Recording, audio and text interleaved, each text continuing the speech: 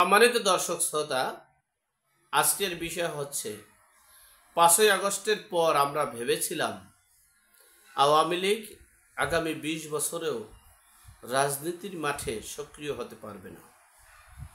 কিন্তু বাংলাদেশের এই অন্তর্বর্তীকালীন সরকারের যে স্বৈরশাসক হিসেবে রূপান্তরিত হওয়ার কারণে, দেশটাকে বিদেশিদের হাতে তুলে দেওয়ার কারণে, দেশটাকে লুটপাট নৈরাজ্য করে মাত্র 836,000 কোটি টাকা ইউনুস ব্রাদার্স পেয়ে দেশটাকে যে ধ্বংসযজ্ঞের দিকে ধাবিত করছে, তার প্রতিবাদে দেশের আপামর জনগণ মাঠে নেমেছে এবং আওয়ামী লীগ প্রতিষ্ঠিত হতে যাচ্ছে। সে বিষয়ে সংক্ষেপে আপনাদের সাথে শেয়ার করছি।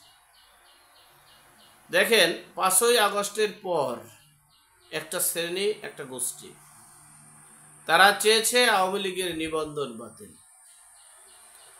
আবার সেই নিবন্ধন বাতিলের পক্ষে লিখিতভাবে তদবির করেছে আমাদের সবচেয়ে এখন বর্তমান সময়ের সবচেয়ে জনপ্রিয় দল বিএনপি। বিএনপি চেয়েছে আওয়ামী লীগ মাঠে না থাকলে তারা ক্ষমতায় যেতে পারবে, বিদেই তারা এই আওয়ামী লীগের নিষিদ্ধকে লিখিতভাবে সাপোর্ট করেছে। মানে প্রকাশ্যে না প্রকাশ্যে সাপোর্ট করলে হয়তো বা দেশের জনগণ শুনবে, দেখবে এবং ভোট কমে যাবে, বিদেই তারা জনসমর্থন হারানোর কারণে তারা মৌখিকভাবে বলেনি, কিন্তু লিখিতভাবে তারা সেটা বলেছে। আর সে কারণেই আওয়ামী লীগের সর্ব মিছিল, মিটিং, এমনকি নির্বাচনের প্রতি নিষিদ্ধ করা হয়েছে। যাই হোক, সেই নিষিদ্ধের পরপরই আমরা দেখলাম সারা বাংলাদেশ ফুসে উঠতেছে। সারা বাংলাদেশের আনাচে কানাচে শুধু আওয়ামী লীগের মিছিল আর মিছিল। আপনারা গতকালকে দেখেছেন ঢাকার গুলিস্তানের যে কেন্দ্রীয় কার্যালয় ছিল, সেই কেন্দ্রীয় কার্যালয়ের আওয়ামী লীগের মিছিল দিয়ে তারা সেই কার্যালয় উদ্ধার করেছে। সেখান থেকে যেটা আমরা গত 15 বছরে দেখেছিলাম স্বৈরাচারিতা, তার চেয়ে হাজারো গুণের স্বৈরাচারিতা শুরু হয়েছে। তখন আমরা দেখেছি জেল জুলুম, আর এখন দেখছি আওয়ামী লীগের নাম উচ্চারণ করলে মব কিলিং করে হত্যা করা, মব জাস্টিস করে তাকে আহত করে হাসপাতালে দেওয়া, মব জাস্টিস করে তাকে উত্তম মাধ্যম দিয়ে পুলিশের হাতে দেওয়া এবং পুলিশ জেলে গিয়ে সেখানে মৃত্যুবরণ পর্যন্ত আমরা দেখেছি।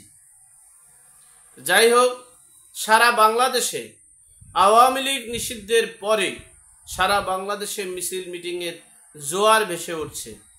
আমরা এটা আশা করিনি। এই সরকারের অদূরদর্শিতা এবং একপাক্ষিক সিদ্ধান্তের কারণে, কারণ তারা পাকিস্তানের সব কিছুকে পছন্দ করার কারণে এই আওয়ামী লীগকে একমাত্র নিষিদ্ধ করেছে পাকিস্তানরা, আর সেই আওয়ামী লীগকেই নিষিদ্ধ করতেছে পাকিস্তানের প্রধানমন্ত্রী শাহবাজ শরীফের উত্তরসূরি এবং পাকিস্তানের উত্তরসূরিদের মদদের চেষ্টায় সেই আওয়ামী লীগকে নিষিদ্ধ হচ্ছে। আর সেই নিষিদ্ধের মধ্য থেকেই আমরা যেই শাসন আমল চেয়েছিলাম না, সেই শাসন আমলই আমরা ধাবিত হচ্ছি। বাংলাদেশের প্রতিটা সেক্টরে শুধু এখন জয় বাংলা স্লোগান, আওয়ামী লীগের স্লোগান। আর এই আওয়ামী লীগকে পুনর্বাসন করছে এই স্বৈরাচার শাসকরা। কারণ হচ্ছে তারা এদেশের ভূমি, স্বাধীন রাষ্ট্রের স্বাধীনতার ভূমি, আমার মা ও মাটি বাংলার ভূমিকে বিদেশিদের হাতে তুলে দেওয়া, দেশের সম্পদ লুটপাট করা, শেয়ার বাজার থেকে 90,000 কোটি টাকা লুট করা। গত 8 মাসে ইউনুস ব্রাদার মাত্র 280টি কাজ, যার টাকার পরিমাণ হলো 836,000 কোটি টাকা।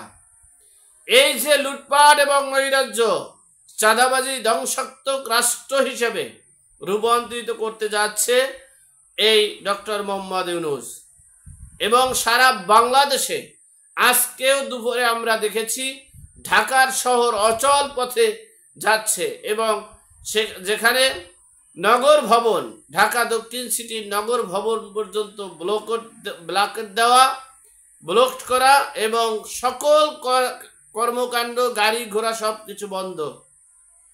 অর্থাৎ সেখানে আমরা স্লোগান দেখেছি, এই স্বৈরাচারের পতন চাই, নব্য স্বৈরাচারের পতন চাই, গণতন্ত্র রক্ষা চাই, গণতন্ত্র রক্ষা চাই, নব্য স্বৈরাচার ফ্যাসিবাদীর পতন চাই। সেই স্লোগান আমরা দেখছি। আমরা কখনো কল্পনাও করতে পারিনি এই রকমের স্লোগান এই 10 মাসের মাথায় আমরা দেখব।